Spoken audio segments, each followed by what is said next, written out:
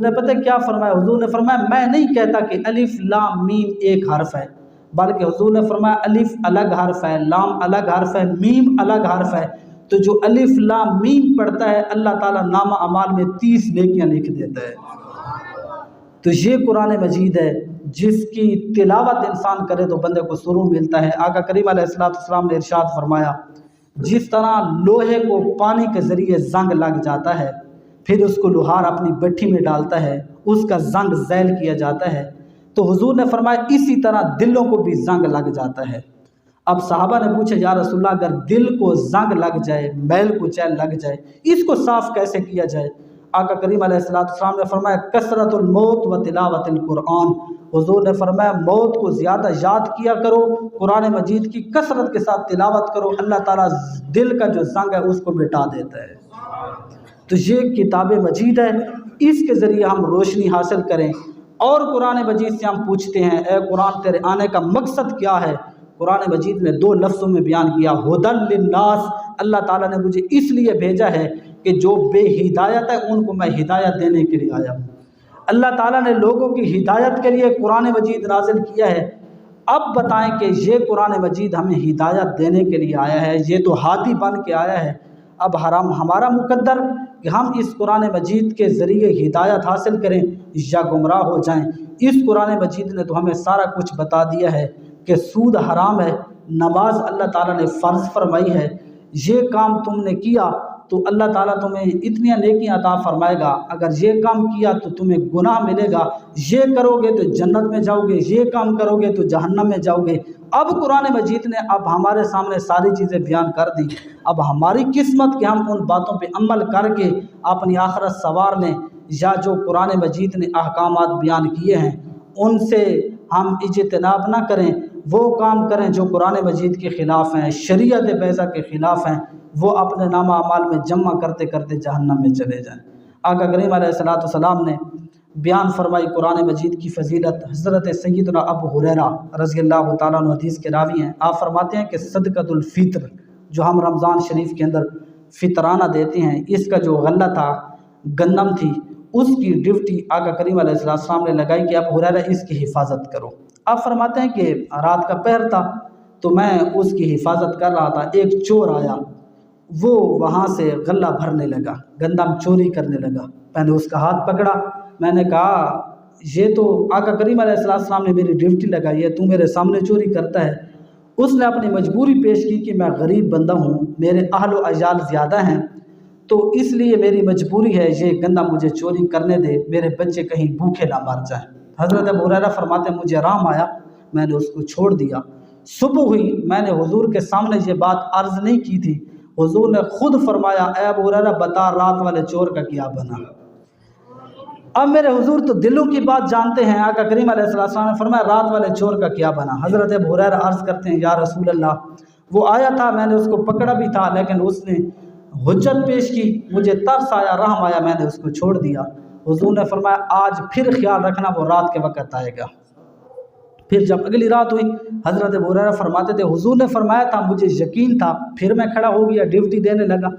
جب رات کا پہر ہوا وہی چور پھر دوبارہ آیا، پھر غلہ چوری کرنے لگا، میں نے ہاتھ سے پکڑا تو اس نے پھر عذر پیش کیا، میں نے کہا نہیں آج تو تجھے حضور کی بارگاہ میں پیش کروں گا، لیکن کہا نہیں میں بہت غریب ہوں، میں معذرت کرتا ہوں، آج مجھے چھوڑ دے۔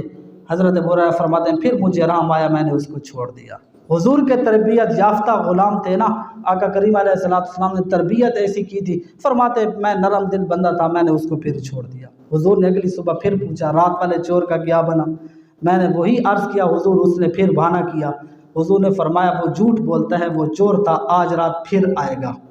تیسری رات ہوئی، وہی شخص پھر آیا، چوری کرنے لگا غلہ، میں نے پھر ہاتھ سے پکڑا، پھر اس نے عذر بہانے کیے، میں نے کہا نہیں آج تو میں تمہیں حضور کی بارگاہ میں لے کر چلوں گا۔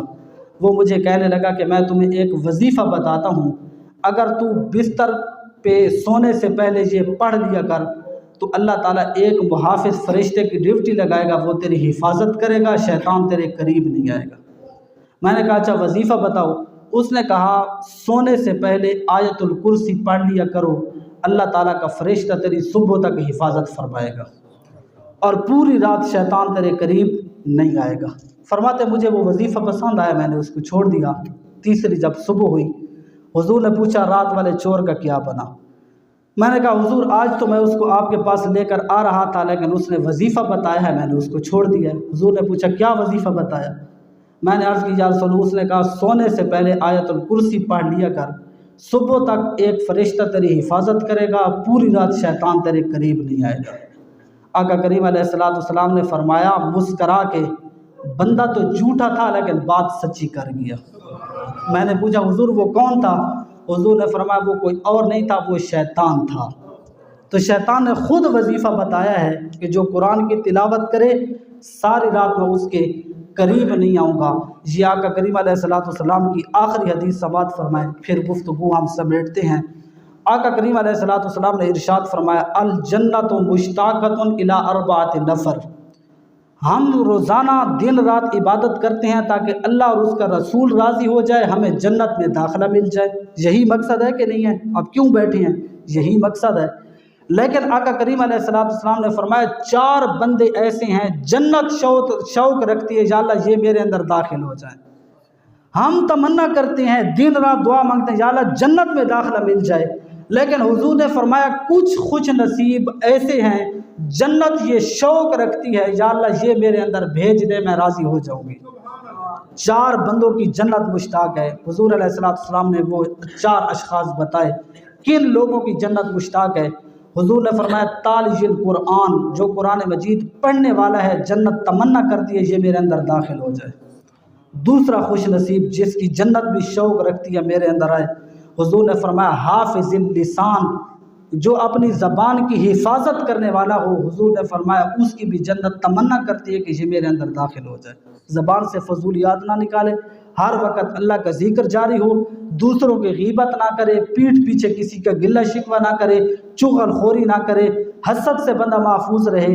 تو جب انسان کی زبان کنٹرول میں آ جائے، اللہ اور اس کے رسول کے احکامات کے مطابق چلے، تو حضور نے فرمایا ایسے شخص کی جنت مشتاق رہتی ہے۔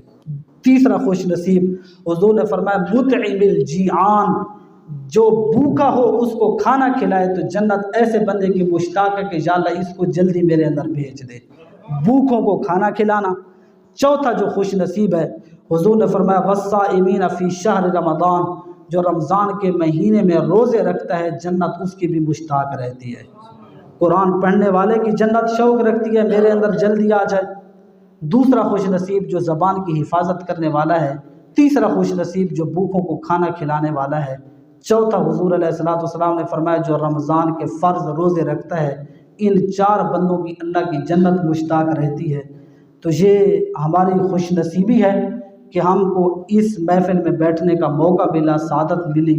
یہ چند گھڑیاں جو ہم اللہ اور اس کے رسول کے ذکر کے اندر بیٹھے ہیں، اللہ تعالیٰ قبول و منظور فرمائے، اور اللہ تبارک و تعالیٰ ہماری حاضری قبول فرمائے، اور قرآن مجید کے بتائے ہوئے طریقے کے مطابق ہمیں زندگی گزارنے کی توفیق عطا فرمائے۔ جو کچھ بیان ہوا اس کے اندر کوئی غلطی ہوئی اللہ معاف فرمائے، اور اپنی جو میری درست باتیں ہیں اپنی بارگاہ میں قبول و منظور فرمائے۔ وآخر دعوانا الحمدللہ۔